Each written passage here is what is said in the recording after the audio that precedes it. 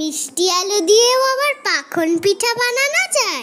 আমি তো প্রথম খেলাম, তাও আবার রসালো, তুলতুলে নরম, শুধুমাত্র ময়দা দিয়ে তৈরি, নেই কোনো চালের গুঁড়োর ঝামেলা। এত সহজেই যদি বানানো যায় স্বাদের তুলতুলে পাখন পিঠা, হলে আর দেরি করে লাভ কি বন্ধুরা?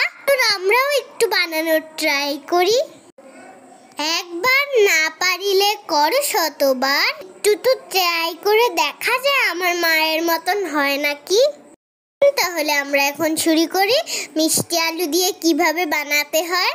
500 গ্রাম মিষ্টি আলু পরিষ্কার করে ধুয়ে নিয়েছি, পর্যাপ্ত পানি দিয়ে সিদ্ধ করে নিব। আলুটা সিদ্ধ হতে থাক, ততক্ষণে আমরা ময়দাটাকে সিদ্ধ করে নেব। জন্য আমি দিয়ে দিলাম 3 কাপ পানি, স্বাদ মতো লবণ দিলাম, বলক আসলেই দিয়ে দেব 1 কাপ চালের গুঁড়া, সাথে দিয়ে দেব আধা কাপ ময়দা, আর নেড়েচেড়ে ভালোভাবে মিশিয়ে নেব। এবার মেশানো হয়ে গেলে চুলার জালটা হালকা আঁচে থাকবে, ঢাকনা দিয়ে ঢেকে দেব 10 মিনিটের জন্য। এবার চলে এলাম মিষ্টি আলুর কাছে, ভালোভাবে সিদ্ধ হয়েছে কিনা চেক করে নেব।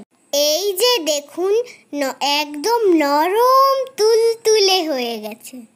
এবার এটাকে তুলে নিয়ে খোসা ছেড়ে নেব, তারপর ভালোভাবে চটকে নিব। বন্ধুরা, এটা বানানো কিন্তু অনেক সহজ আর ভীষণ স্বাদ হয়। তোমরা কিন্তু অবশ্যই বানাবে বন্ধুরা, তেমন ভয়ের কিছুই নেই, একটু চেষ্টা করলে তো পারবেই তোমরা। একই এক ধরনের খাবার কত খাবে, একটু চেষ্টা করে দেখো না। কোন স্বাদের খাবার তৈরি করার চলে এলাম ময়দার কাছে, পারফেক্টলি সিদ্ধ হয়ে গেছে। একটা সার্ভিং ডিশে ঢেলে নেব, এবার ভালোভাবে মথে নেব 30 মিনিটের জন্য। যতটা ময়ান করতে পারবো ততটা পিঠাটাও তুলতুলে হবে, তাই আপনারা চেষ্টা করবেন অনেকক্ষণ মথে নিতে। যখন দেখলাম ভালো মতন চটকে নেওয়া হয়ে গেছে, তখন আমি মিষ্টি সিদ্ধ আলুগুলোকে দিয়ে দেব, ভালোভাবে মিশিয়ে নিব যেন ময়দার সাথে মিশে যায়।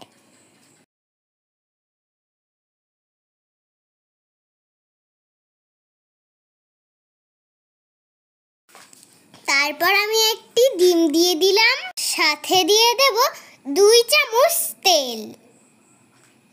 আবারও ভালোভাবে 30 মিনিট চটকে নিব।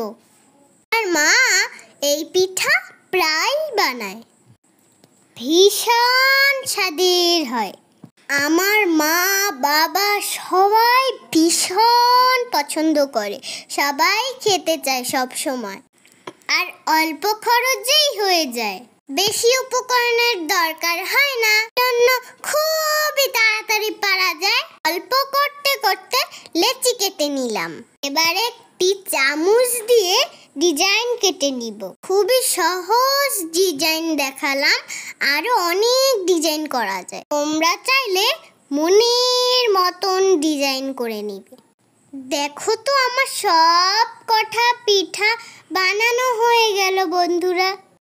এখন আমি দুধটাকে রেডি করে নিচ্ছি। এখানে নিলাম 1 লিটার গরুর দুধ, কয়েকটা দারচিনি এলাচ, দিয়ে দিলাম 1 কাপ চিনি। 5 মিনিট জাল করে ঘন করে নিব। দুধটা যতটা ঘন হবে ততটাই বেড়ে যাবে। এই যে দেখো না, আমাদের দুধটাও রেডি। এবার চলে এলাম পিঠাগুলো ভাজতে। ডুবোনো তেলে বাদামি করে পিঠেগুলোকে ভেজে নেব। প্রথমে চুলার জালটা অনেক বেশি থাকবে। তারপর চুলার জালটা কমিয়ে দেব। তাহলে পিঠাগুলো ভিতর থেকে ফুলবে, আর যতটাই ফুলবে ততটাই ভিজবে। তাহলে তোমাদের পিঠেগুলো কখনোই খারাপ হবে না। ভাজার টেকনিকটা অবশ্যই মনে রাখবে।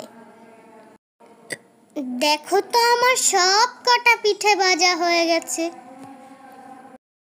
এবারে দুধটাকে ঠান্ডা করে সব কটা পিঠে ভিজিয়ে নিলাম।